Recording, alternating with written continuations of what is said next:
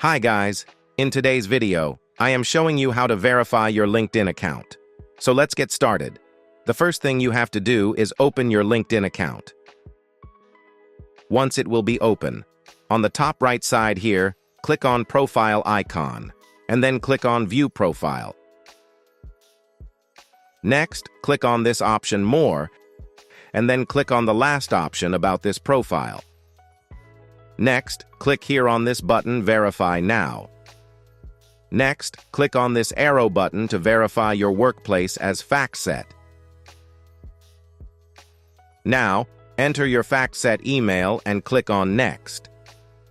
Then you will receive a 6-digit verification code on your FactSet email. Check it out and add that code here. And then click on Confirm here. Now, as you can see, my LinkedIn account verification successfully completed.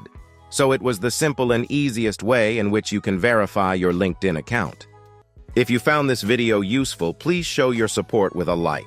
Your feedback is invaluable to us, so feel free to share your thoughts and suggestions in the comments section below.